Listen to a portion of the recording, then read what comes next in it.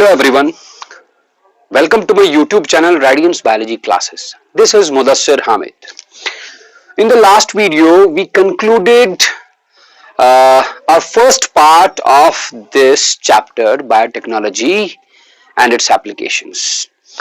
हमने उस पहले पार्ट में पढ़ा है Applications of Biotechnology in the field of agriculture, right? In that very part, we discussed about BT crops, we discussed about nematode-resistant tobacco, we discussed about flavor saver tomatoes, how McGregor developed those tomatoes by the application of antisense RNA technology. We also discussed about hirudin-containing Brassica nipa and all that. For that, you can go to my YouTube channel, Radiance Biology Classes, subscribe it, and you'll find those videos those videos will be of great help to you. आज के video में हम बात करेंगे application of biotechnology in the field of medicine इसकी। तो सबसे पहले हम मेडिसिनल एप्लीकेशन ऑफ बायोटेक्नोलॉजी में सबसे पहले बात करेंगे हम जेनेटिकली इंजीनियर्ड इंसुलिन की। The first one is genetically engineered insulin.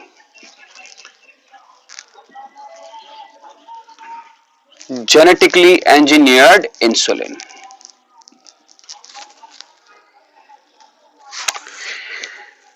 You might be aware of this insulin. Insulin एक हार्मोन है, पेप्टाइड हार्मोन, जो कि पेनक्रियाज के beta cells of islets of Langerhans से सिक्रेट होता है, राइट? पेनक्रियाज एक हेटेरोक्राइन ग्लैंड है. Heterocrine glands are those glands which have both exocrine parts as well as endocrine parts. Pancreas का एंडोक्राइन पार्ट जो है that is a groups of cells which are known as islets of Langerhans. उन्हीं islets of Langerhans में beta cells होते हैं, alpha cells होते हैं, बहुत सारे टाइप्स ऑफ सेल्स होते हैं. बीटा सेल्स से सिक्रीट होता है insulin, right? If a person is suffering from insulin dependent diabetes mellitus, इसका मतलब इस बंदे में, इस पेशेंट में इंसुलिन की कमी है. उस पेशेंट को जो इंसुलिन डिपेंडेंट डायबिटीज मेलिटस से जूझ रहा है, उसको वैसे तो डायबिटीज मेलिटस ट्रीट किया नहीं जा सकता, बट उसके शुगर को, ब्लड शुगर को कंट्रोल में रखा जा सकता है by the application of synthetic insulin, क्योंकि उसकी बॉडी में, उसके पैनक्रियाज से इंसुलिन बन नहीं रहा, एडिक्वेट क्वांटिटी में नहीं बन रहा या टोटली नहीं बन रहा, तो that patient is administered synthetic insulin from the outside. ये synthetic insulin भैया आता कहां से है, right? इसके बारे में हम डिस्कस करेंगे, but let me tell you about the structure of this insulin. Okay, insulin synthesize होता है, नॉर्मल केस की बात कर रहा हूं, नॉर्मल इंसान की, नॉर्मल सिचुएशन की. इंसुलिन सिंथेसाइज होता है पैनक्रियाज के beta cells of islets of Langerhans में. First it is synthesised as pro insulin. It is synthesised as pro insulin. Pro insulin का मतलब है 3 पॉलीपेप्टाइड चेन्स होते हैं. A chain, B chain. A chain consists of 21 amino acids. B chain consists of 30 amino acids. ये दो chains आपस में जुड़ी रहती हैं by means of a third polypeptide chain. That third polypeptide chain is known as C polypeptide, या इसको बोलते हैं C linker. But C linker कुछ देर तक इस प्रो इंसुलिन में रहेगा. सी लिंकर का काम सिर्फ एक ही होता है. क्या काम? आपको पता है पॉलीपेप्टाइड चेन्स में सल्फर कंटेनिंग अमाइनो एसिड्स भी हो सकते हैं. हाँ, sulphur containing amino acids like cysteine, methionine. तो मान लो यहां पर और यहां पर सल्फर कंटेनिंग अमाइनो एसिड्स हैं. सल्फर कंटेनिंग अमाइनो एसिड्स हैं, बहुत जगह पर हो सकते हैं. हमने यहां पर डायग्राम में 2 जगह दिखा दिया. सी लिंकर का काम है इन 2 पॉलीपेप्टाइड चेन्स को नजदीक लाना इन सच ए वे कि सल्फर कंटेनिंग अमाइनो एसिड्स एक दूसरे की प्रॉक्सिमिटी में आ जाए, एक दूसरे के नजदीक आ जाए और इनके बीच में बन पाए बॉन्ड, जिस बॉन्ड को हम डाइसल्फाइड बॉन्ड बोल सकते हैं। नॉर्मल पेशेंट की नॉर्मल इंसान की बात कर रहा हूं। जब आइलेट्स ऑफ लैंगरहंस में इंसुलिन सिंथेसाइज होगा, तो ये इंसुलिन सिंथेसाइज होगा in the form of pro insulin first. Pro insulin में एक एक्स्ट्रा पॉलीपेप्टाइड चेन होता है, that is C polypeptide chain और सी लिंकर। ये सी लिंकर का काम क्या होता है, ये दो ए और बी चेन्स को नजदीक लाता है, उतना नजदीक कि इनके डाइसल्फाइड बॉन्ड्स आपस में नजदीक आ जाएं, और इनके सल्फर कंटेनिंग अमाइनो एसिड्स नजदीक आ जाए और उन सल्फर कंटेनिंग अमाइनो एसिड्स के बीच में डाइसल्फाइड बॉन्ड्स बन जाए। जब डाइसल्फाइड बॉन्ड बन गया तो अब सी पॉलीपेप्टाइड चेन का कोई काम नहीं। Then this C polypeptide chain is eliminated and the hormone is converted into the functional insulin like this.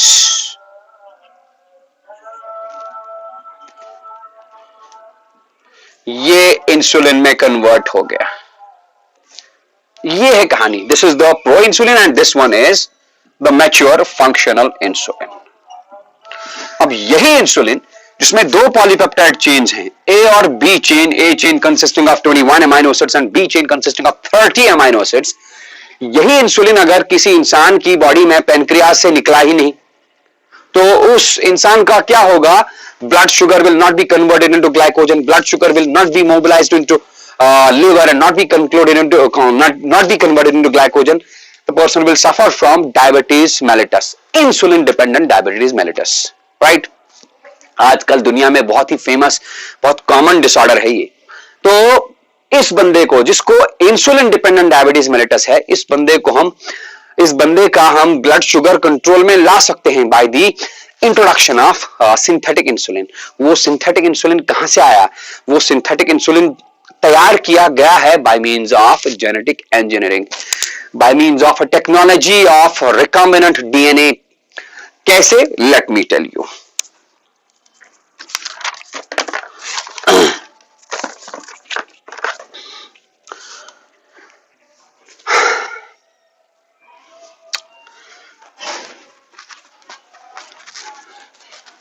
किसी भी एनिमल में like calf,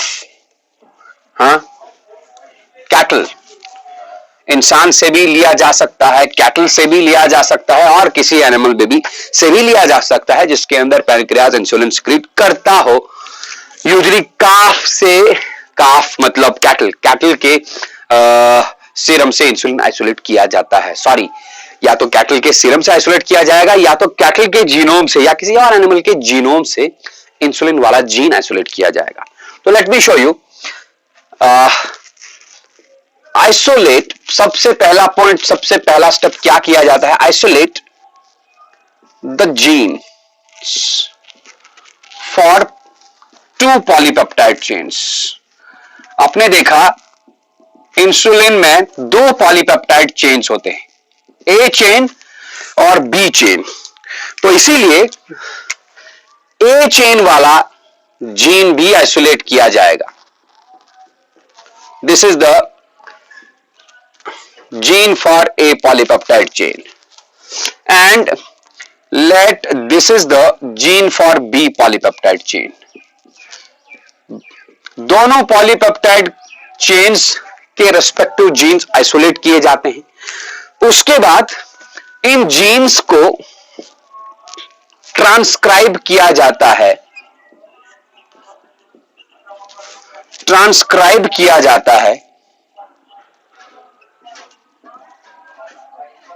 in vitro condition में। ट्रांसक्रिप्शन से ए चेन के जीन से जो आरएनए बनेगा, that RNA will be HNRNA। Similarly यहां पर भी HNRNA। HNRNA मतलब hetero nuclear RNA, heterogeneous nuclear RNA, heterogeneous nuclear RNA. इस HNRNA में कोडिंग सीक्वेंसेस होते हैं, नॉन कोडिंग सीक्वेंसेस भी होते हैं। Same coding sequences, non coding sequences, right. Coding sequences को हम एक्सॉन्स बोलते हैं और और नॉन कोडिंग सीक्वेंसेस को हम इंट्रॉन्स बोलते हैं। मतलब जो आरएनए है इसमें जेनेटिक इंफॉर्मेशन कंटिन्यूअस नहीं है। एक्सॉन्स में जेनेटिक इंफॉर्मेशन है, इंट्रॉन्स में जेनेटिक इंफॉर्मेशन है ही नहीं, right. Introns are non coding sequences. Same यहां पर भी, this is the intron, this is the intron, this is the intron and this is the intron, and this one is axon, this one is axon, axon, axon। ये दोनों mRNAs RNAs किसी काम के नहीं। फिर क्या किया जाएगा? इसका किया जाएगा post transcriptional modification.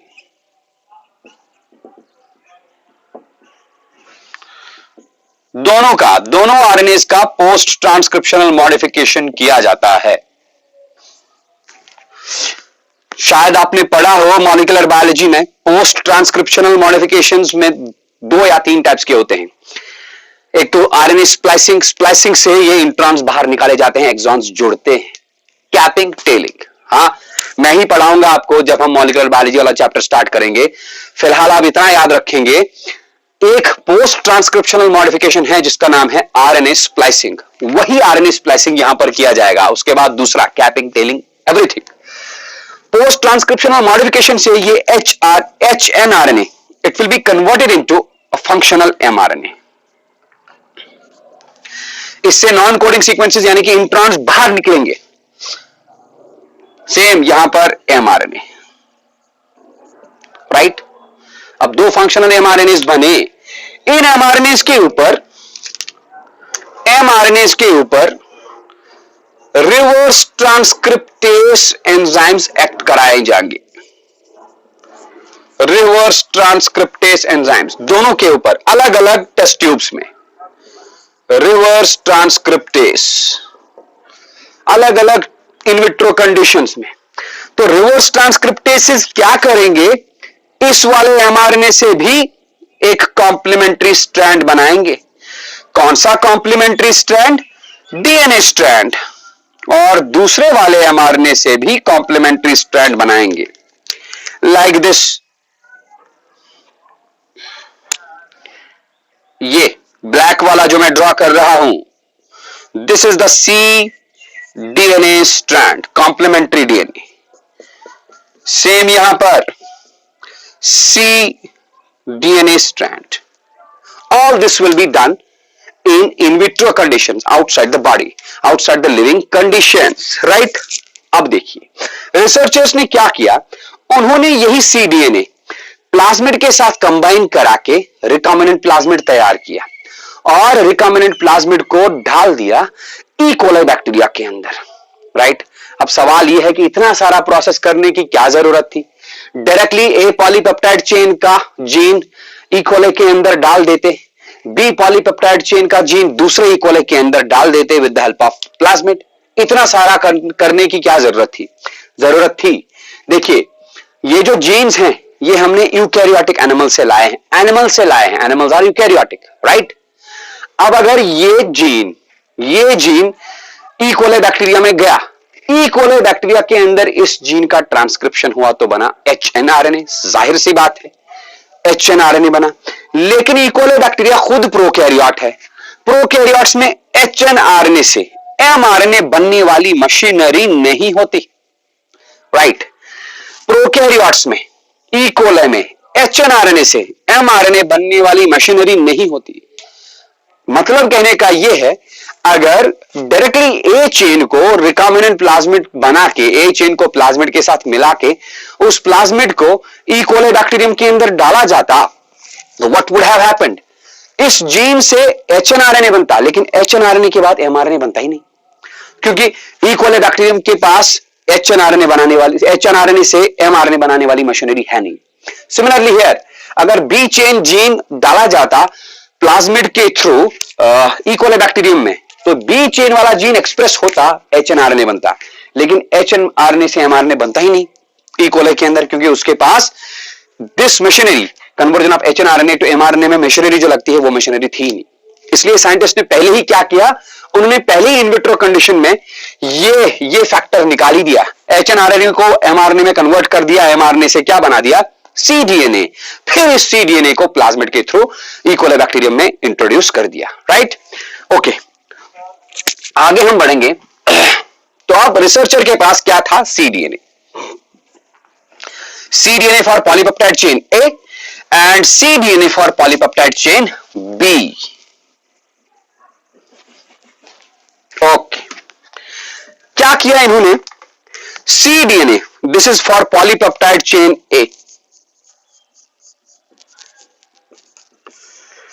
And this one is for polypeptide chain B.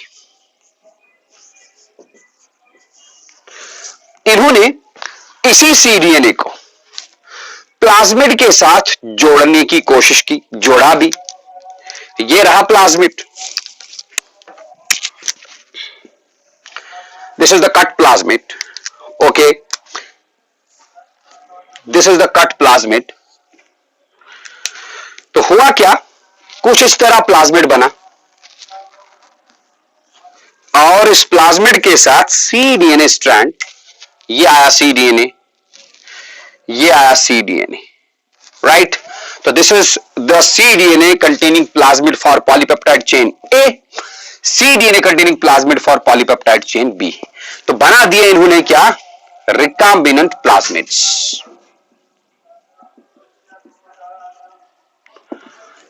Okay, then these recombinant plasmids were introduced into the bacterial cells. कैसे इंट्रोड्यूस करते हैं आपको पता है,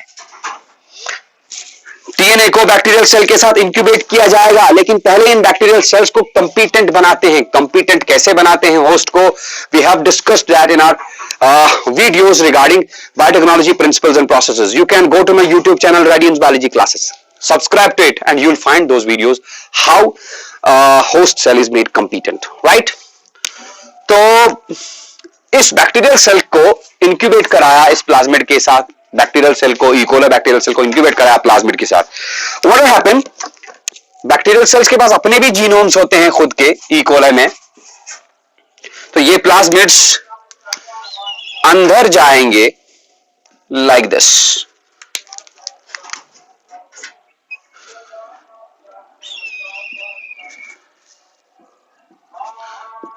तो ये bacterial cells E coli transform हो गए।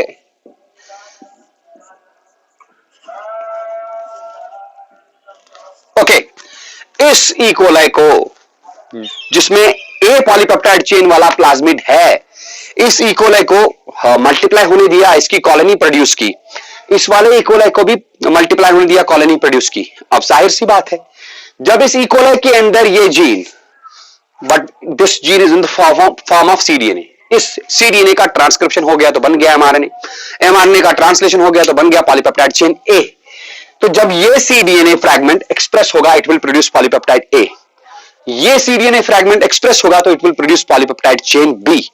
पॉलीपेप्टाइड चेन ए और बी को आइसोलेट किया, हार्वेस्ट किया, प्यूरिफाई किया, फिर उन पॉलीपेप्टाइड चेन्स को टेस्ट ट्यूब में एक दूसरे के साथ ज्वाइन करा दिया। कैसे ज्वाइन होंगे, पॉलीपेप्टाइड चेन्स में सल्फर कंटेनिंग अमाइनो एसिड्स हैं, सल्फर कंटेनिंग अमाइनो एसिड एक दूसरे के साथ जुड़ जाएंगे, बनाएंगे डाइसल्फाइड बॉन्ड्स।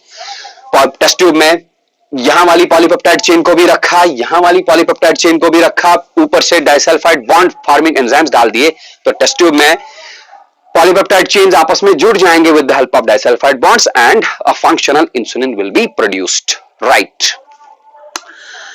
तो this was the technique how researchers developed the genetically engineered insulin, right। इस इंसुलिन को सबसे पहले मार्केट किया गया, मार्केट में उतारा गया ट्रेड नेम ह्यूमुलिन से, trade name Humulin, genetically engineered human insulin, Humulin नाम से इसको मार्केट में उतारा 1986 में approximately by a pharmaceutical company. उस फार्मास्यूटिकल कंपनी का नाम था एली लिली। हाँ, इसके बाद और भी कुछ सिंथेटिक हार्मोन्स तैयार किए गए bye means of genetic engineering, like growth hormone को तैयार किया गया। टिश्यू प्लाज्मिनोजन एक्टिवेटर, इसको बनाया गया।